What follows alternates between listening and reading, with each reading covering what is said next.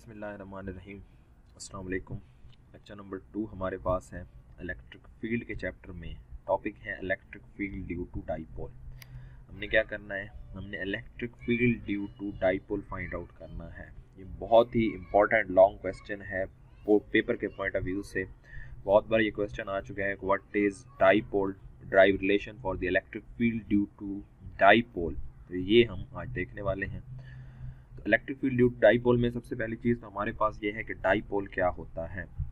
अगर हम डाइपोल की बात करें तो डाइपोल के बारे में हम कहते हैं two equal and opposite charges separated by small distance form an electrical dipole.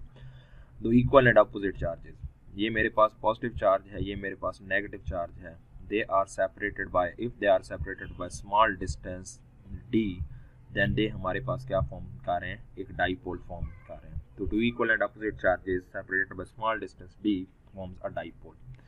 तो हमने इस डाइपोल की वजह से, इस तरह के डाइपोल की वजह से इलेक्ट्रिक फील्ड को फाइंड आउट करना है। तो हमने यहाँ पर क्या कंसीडर किया, ये positive end of the dipole है और ये हमारे पास negative end of the dipole, और ये पॉजिटिव से नेगेटिव तक लेकर ये एक डिस्टेंस है जिसको हमने डी का नाम दिया हुआ है। ठीक होगी बात। अब यहाँ से हमने क्या किया, हमने एक पॉइंट पी लिया।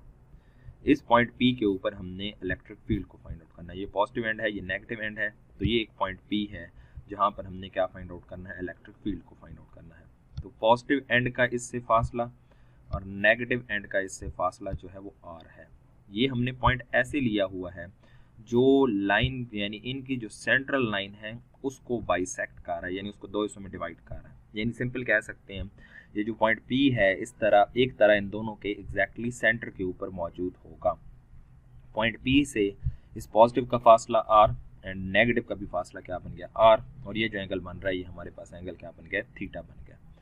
तो यहाँ से हमने देखा ये आपके पास D आ गया, ये हमारे पास डिस्टेंस R आ गया, और सेंटर से लेके P तक का डिस्टेंस हम इसको X का नाम दे देते हैं। ये हमारे पास एक तरह से X डिस्टेंस होगा।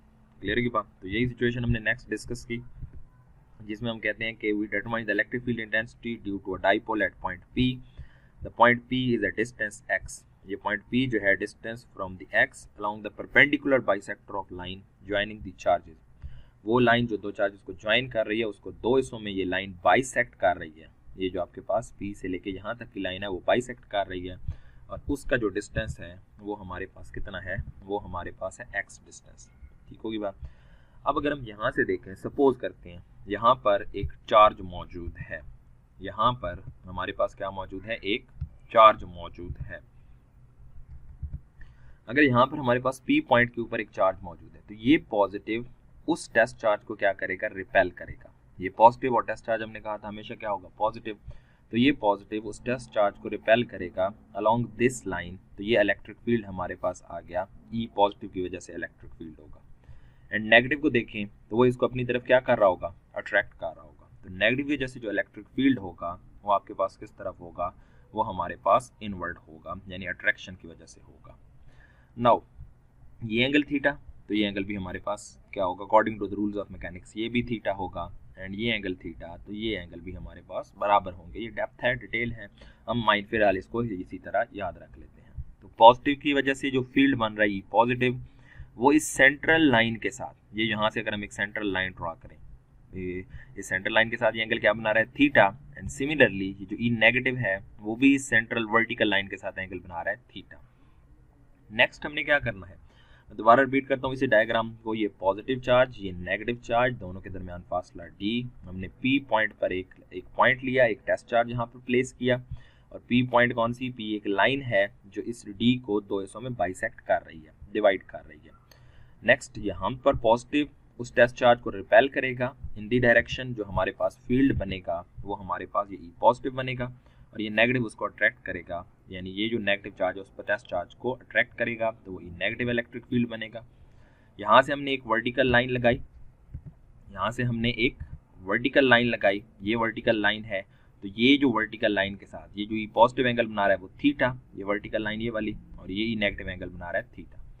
नेक्स्ट हमने क्या करना है, नेक्स्ट हमने ई पॉजिटिव और ई नेगेटिव को कंपोनेंट्स में रिजॉल्व करना है। ई पॉजिटिव और ई नेगेटिव को कंपोनेंट्स में रिजॉल्व करना है। अच्छा, उससे पहले हम देखते हैं तो यहाँ पर जो टोटल फील्ड होगा, total electric field intensity at point P due to positive charge and negative charge is given by E is equal to E positive and E negative. E positive और E नेगेटिव का क्या होगी, sum होगी, and E positive और E negative जो होंगे वो आपस में बराबर होंगे। E पॉजिटिव और E नेगेटिव बराबर होंगे, क्यों? क्योंकि हमने पढ़ा था ये जो इलेक्ट्रिक फील्ड है वो चार्ज के ऊपर और उनके दरमियान सेपरेशन के ऊपर डिपेंड करती है। तो E positive equal to E negative equal to 1/4 pi epsilon naught. अब चार्ज इक्वल थे, फासला पॉइंट P से जो ये चार्ज की मैग्नीट्यूड भी पॉजिटिव और नेगेटिव की इक्वल है, और P पॉइंट से पॉजिटिव का R और नेगेटिव का R दोनों सेम है, तो दोनों का इलेक्ट्रिक फील्ड क्या होगा, बराबर होगा। तो E positive is equal to E negative equal to 1/4 pi epsilon naught Q over R square. अब यहाँ से अगर हम देखें तो ये एक ट्राइंगल बन रही है, E पॉजिटिव से लेके इस पॉइंट तक, देन ये हमारे पास बेस बन रही है, एंड देन ये हमारे पास हाइपोटेन्यूज, ये परपेंडिकुलर, ये बेस और ये हाइपोटेन्यूज।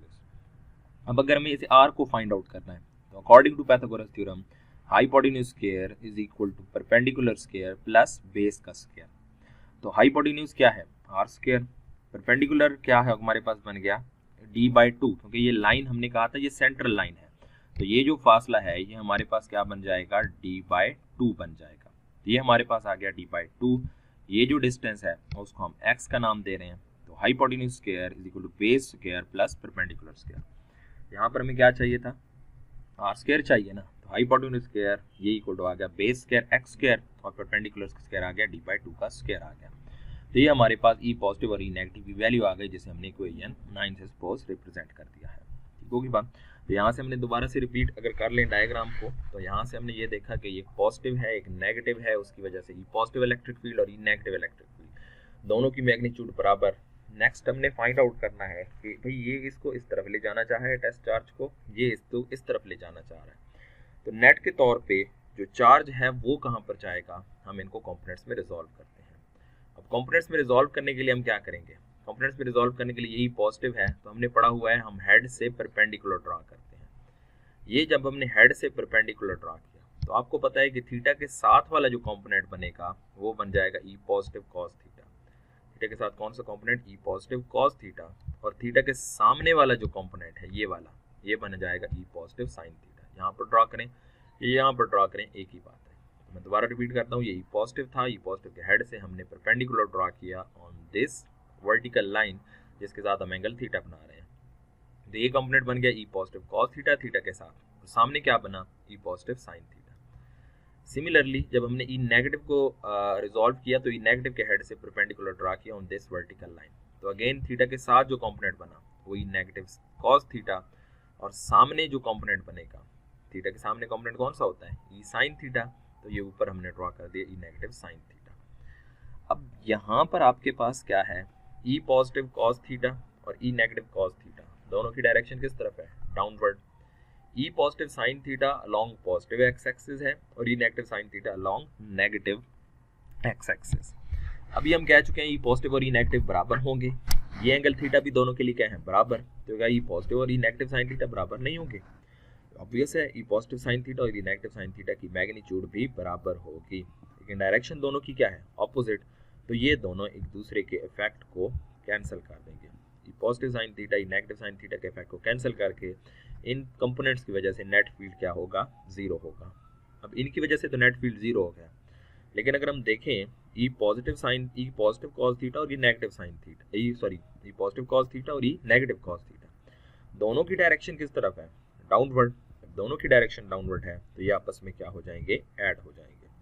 तो नेट फील्ड जो होगा, from figure it is clear that the components of E positive and E negative will cancel the effect while the x component will give up the resultant electric field intensity. तो E is equal to E positive cos theta plus E negative cos theta. तो E is equal to 2 positive E cos theta. तो अब net field आ चुका है 2 into E positive cos of angle theta. अच्छा, अब दूसरा point already हम कह चुके हैं कि E पॉजिटिव और E नेगेटिव तो होंगे बराबर, और उनकी ये वैल्यू भी हम इक्वेशन में फाइंड आउट कर चुके हैं।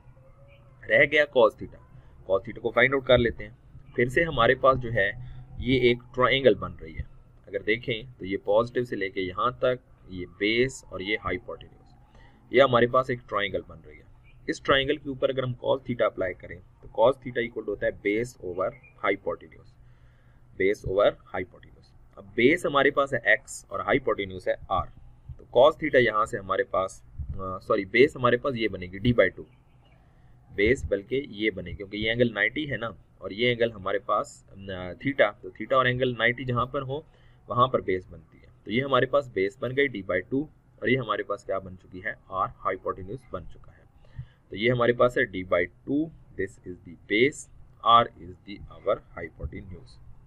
तो यहाँ से बन जाएगा फ्रॉम फिगर कॉस थीटा जो हमारे पास है वो किसकी इक्वल आ चुका है, cos theta is equal to base over hypotenuse. Base हमारे पास है d/2, मैं दोबारा रिपीट करता हूँ, ये हम पहले इसको गलत कंसिडर कर रहे थे। ये हमारे पास था बेसिकली x परपेंडिकुलर और ये थी बेस, तो ये हमारे पास d/2 is base, r is hypotenuse. तो cos theta is equal to base over hypotenuse. तो बेस है d/2, r है हाइपोटेन्यूज, तो ये आ गया d/2 over r। Now r हम किसकी इक्वल कंसिडर कर रहे थे, आपको याद हो तो यहाँ पर हमने कहा था कि r इज द हाइपोटेन्यूज, तो is equal to base square plus perpendicular square. तो r स्क्वायर आया था x square plus d/2 whole square. तो यहाँ पर तो हमें क्या चाहिए, यहाँ पर हमें r चाहिए, तो क्या ले लेंगे, स्क्वायर रूट। तो यहाँ से अगर हम देखें तो यहाँ से हमारे पास आ चुका है जी r square is equal to x square plus d/2 whole square. तो r इक्वल टू आ जाएगा under root x square plus d/2 whole square square root. तो यहाँ से cos थीटा इक्वल टू आ चुका है d/2 over under root x square plus d/2 whole square. तो इस इक्वेशन में जो हमें चाहिए था e पॉजिटिव और cos थीटा वो हमें मिल चुके हैं। तो e पॉजिटिव की वैल्यू हमारे पास यहाँ से क्या बनी, 2e is equal to 2e positive, cos theta की पहले वैल्यू पुट की d/2 over under root x square plus d/2 whole square square root. ये हमारे पास e आ चुका है, e की वैल्यू 2, ये हमारे पास बेसिकली ये 2 से यहाँ पर ये जो 2 है ये इस 2 से आपके पास हो जाएगा कैंसिल, 2 से 2 कैंसिल, तो यहाँ पर सिर्फ बच गया e positive into D over x square plus d/2 whole square square root. Next e positive की वैल्यू पुट करते हैं जो ऊपर हमने फाइंड आउट की, 1/4 pi epsilon naught q over x square plus d/2 whole square. यहाँ से हमारे पास जो हमने पिछले उसमें फाइंड आउट की थी ये हमारे पास जो वैल्यू थी ये वाली 1/4 pi epsilon naught into q over x square plus d/2 whole square, और ये आपके पास cos थीटा की जो वैल्यू आई थी d over x square plus d/2 whole square square root. तो e पॉजिटिव की ये वैल्यू हमने पुट की, ये एज इट इज आ गया। अब इसको मजीद सिंप्लीफाई करें तो ये बेसिकली है power 1 x square plus d/2 whole square, यहाँ पर हम कह सकते हैं इसकी पावर 1 है, और ये जो डिनोमिनेटर में है इसकी पावर आपके पास क्या है, 1/2 है। एक तरह से स्क्वायर रूट क्या होता है, पावर 1/2। तो 1/4 pi epsilon not simply QD से मल्टीप्लाई होगी, QD आ गया, और 1 प्लस 1/2 जब आप पावर्स को ऐड करेंगे 1 प्लस 1/2 आपके पास आ जाएगी पावर 3/2।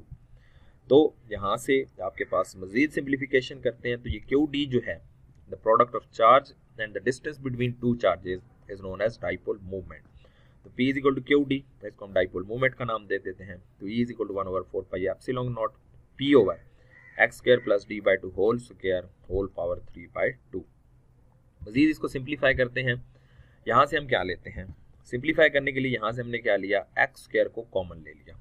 जब एक्स स्क्वायर को यहाँ से हम कॉमन लेंगे तो ये बन जाएगा हमारे पास x, यहाँ पर हमारे पास एक्स स्क्वायर कॉमन लिया, एक्स स्क्वायर कॉमन लेंगे तो अंदर क्या बच जाएगा 1 plus d/2 whole square over x square. यहाँ पर एक्स स्क्वायर नहीं था तो वहाँ पर आपके पास क्या आ जाएगा, एक्स स्क्वायर नीचे डिवाइड हो जाएगा।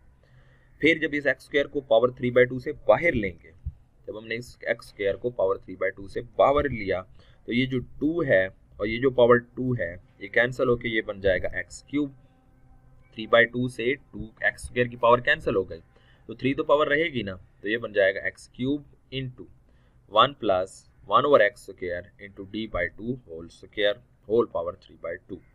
मैं यहाँ से दोबारा रिपीट करता हूँ, हमने करना यहाँ पर क्या है, अगर हम बात करें इसकी तो यहाँ से हम एक्स स्क्वायर बाहर लेंगे तो यहाँ पर बन जाएगा इसी ब्रैकेट के अंदर की पे फिलहाल मैं बात कर रहा हूँ, x square into x square common लिया, x square into 1 plus d/2 whole square over x square whole power 3/2।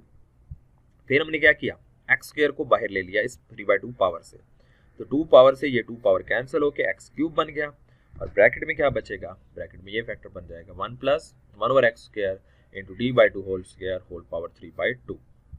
तो सिंपल रिलेशन बन गया 1/4 pi epsilon naught P over x cube into 1 + 1/x² into d/2 whole square whole power 3/2।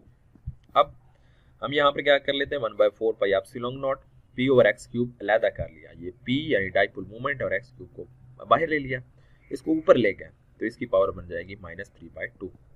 अब binomial expansion हमने पढ़ी हुई है, जिसमें हम ये कहते हैं कि अगर आपके पास रिलेशन हो, यानी हमारे पास अगर रिलेशन है 1 + x पावर n, अगर हमारे पास ये रिलेशन है 1 + x पावर n, तो इसको हम लिख देते हैं 1 + nx। इन सिंपल मैं यहाँ पर बात कर रहा हूँ, मैथ के स्टूडेंट्स हैं, आपने ये चीज़ पढ़ी होगी, 1 + nx यानी 1 आ गया as it is, power x के साथ मल्टीप्लाई हो गई। तो यहाँ पर भी हम यही करते हैं, 1 + d/2x whole square whole power -3/2, तो ये एज इट इज़ आ गया 1/4 पाई एप्सिलॉन नॉट p/x³। अब 1 एज इट इज़ आ गया, पावर n, यहाँ पर पावर है -3/2, यहाँ पर आ गई, x फैक्टर क्या है d/2x होल स्क्वायर। ये बेसिकली ये था ना कि 2 था स्क्वायर में, x भी था स्क्वायर में, तो दोनों को कॉमन स्क्वायर में हमने यहाँ पर ले लिया था, तो ये आ गया d/2x होल स्क्वायर, तो ये आ गया -3/2 एज इट इज़, x जो भी है वह d/2x whole square plus up to so on. अब ये जो फैक्टर्स हैं, ये जो पावर होगी आपके पास, ये जो रिजल्ट के तौर पे हमें मिलेगी, ये बहुत ही स्मॉल होगी। d ऑलरेडी स्मॉल है, x को हम इतनी स्मॉल डिस्टेंस के ऊपर ऑलरेडी प्लेस किया हुआ है, तो रेशो मजीद स्मॉल हो जाएगी, जब स्क्वायर लेंगे तो मजीद स्मॉल हो जाएगी। सो ये टर्म जो है ये हमारे पास निगलेक्ट हो जाएगी, क्योंकि इसका आंसर बहुत स्मॉल होगा, नेग्लिजिबली स्मॉल होगा, इसलिए हम इस रिजल्ट को हम इग्नोर कर देते हैं। तो यहाँ पर क्या बच गया, हमारे पास सिर्फ 1 बच गया, तो E = 1/4 pi epsilon not p/x³। ये रिलेशन है आपके पास electric field due to dipole का, and according to this relation E और x³ कौन सा रिलेशन है, इनवर्स रिलेशन है। ये रिलेशन है, कोशिश मैंने की है कि हर एक पॉइंट को बेहतर तरीके से आपके लिए एक्सप्लेन किया जाए। अब आपने कोशिश ये करनी है कि इसको समझना है, समझने के बाद अभी आपने इसको नोट डाउन करना है अपने रजिस्टर पे। नोट डाउन करने के बाद, हर एक पॉइंट को समझने के बाद, उस नोट डाउन किए हुए जो पेजेस हैं उनकी PDF बना के मुझसे अभी आप लोग शेयर करेंगे, ठीक है। ये आपकी असाइनमेंट है, ये आपकी टास्क है, इसको बहुत इंपॉर्टेंट क्वेश्चन है, बड़े अच्छे तरीके से करना है बेटा। यहाँ तक के लिए फिर लेक्चर को वाइंड अप करते हैं। अल्लाह हाफिज़।